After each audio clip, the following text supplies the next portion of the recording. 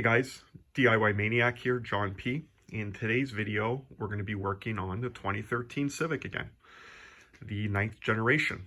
And if you're wondering what we're going to be doing, the answer might be right in front of you. That's it. We're going to be changing the Serpentine belt, the accessory belt on this vehicle. So on this particular Honda Civic, it uses a Serpentine belt. So it's one belt that drives all your various accessories, alternator, water pump, etc.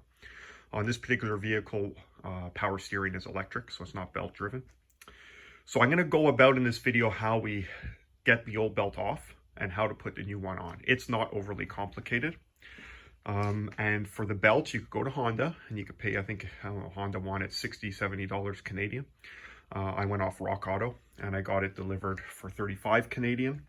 And it's the Bando, which is the supplier to Honda. So it is an original equipment belt. And you can see the part number there, 6PK2095. So that's the Serpentine belt for the Honda Civic 9th generation with the 1.8 liter. Probably most likely applicable to other generation Honda Civics with the 1.8 liter, but you'll obviously need to verify when you order your belt to make sure that's the case. So why am I changing out my belt? Well, two reasons. Time and mileage. I'm at 145,000 kilometers. It's about 85,000 miles. The car is going on 7 years old, 7 years old. And the main reason, visual verification. You know, I went in there with my flashlight while the belt was still in the car. I took my flashlight and looked at it, especially more so on the underside of the belt. So not on the top flat surface here, but on the rib surface underneath. So in some areas, when you take your flashlight, you can see the ribbed area. And I saw a bit of cracking, which is normal with an older belt. So that told me, you know what, it's time to change it. I'd rather even change it a little bit earlier than have it fail on me when I'm on the road. So I'm going to go get the tools needed, and we're going to talk about how to get the old belt off.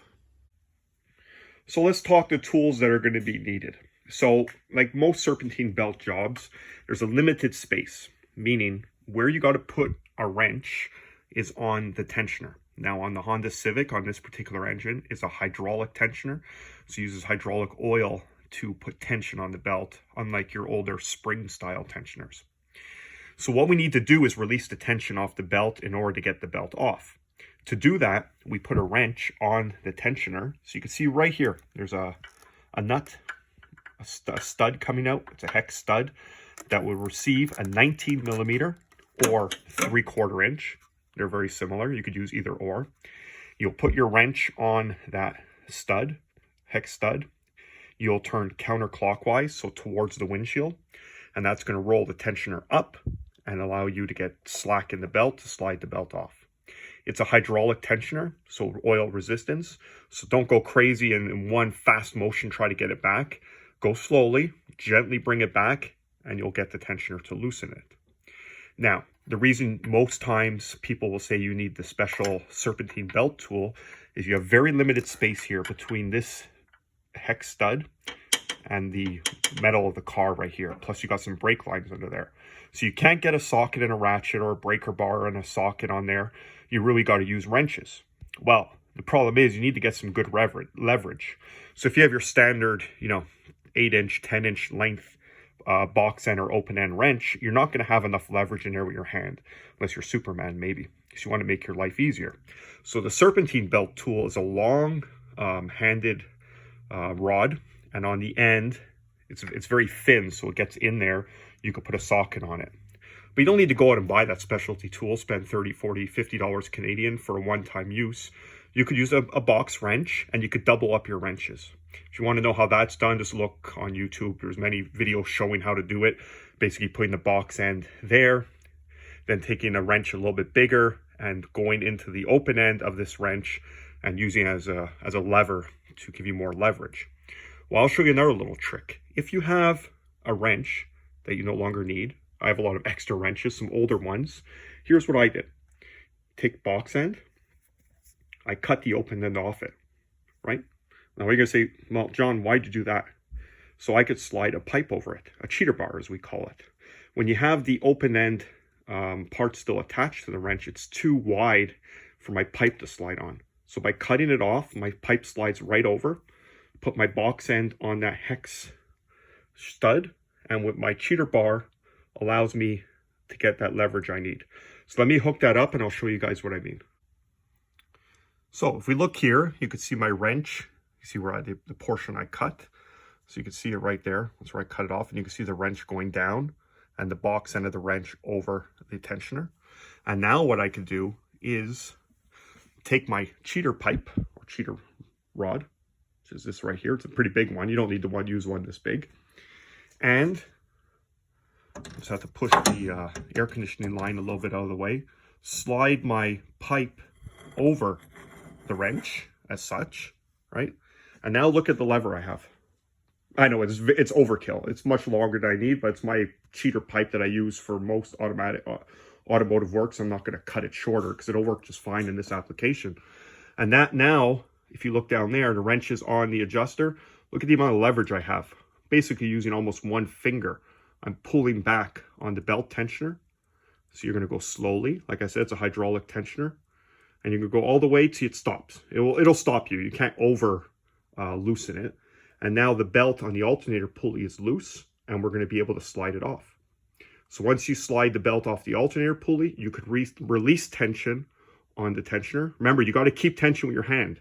If you let go, it's going to put tension on the belt. Make sure your fingers are not anywhere they could be pinched. Don't grab that alternator belt underneath the pulley, because if this gives way or you let go or something happens, that belt's going to squish your finger. So once you slide the belt off, I can't show you this. I don't have my tripod, and it's hard to do one-handed. But once the belt slides off the alternator, gently release tension on the tensioner. And then you can remove your wrench and your cheater bar. And then you can remove the belt the rest of the way. Okay, guys, I was able to rig you up here. So hopefully you could see what I'm doing. So once again, my box end of my wrench is on my tensioner. My cheater pipe is over my wrench. I'm going to gently go counterclockwise on the tensioner. So basically towards the windshield. Belt becomes loose. And then with my hand, remembering pinch points, don't put your hand under the belt. I slide my belt off the alternator pulley, so it's off. And I release the tension again on the cheater. And that allows me to get the belt off. So once we get the old belt out, you can see the old belt is here. So you can kind of see what I was talking about. You can see all those little cracks on the inside. I've seen a lot worse, so it really wasn't that bad, but definitely needed to be changed. And on the outer edges, you could see some fraying as well. So you're going to take your new belt, match it up with your old one, make sure it is the same length, right? In this case, it is. And then what you're going to want to do is you're going to want to install it back on the car. So once I finish talking here, I'm going to put up a diagram for you guys showing the belt sequence, the belt routing for this vehicle. Now, there's two ways of doing it. From up top, which could be a little tricky to actually get in there and see everywhere the belt is going. The other option is you remove the passenger side tire, take off a few plastic clips. There's an access panel in the wheel well that lets you really see all the pulleys in there, the crank and the water pump and different stuff, so you can really route it properly. I'm going to try to do it from up top without having to take the wheel off, and we'll see how that goes. So I'm going to do that now. When I come back, we're going to be at the step of retensioning the belt.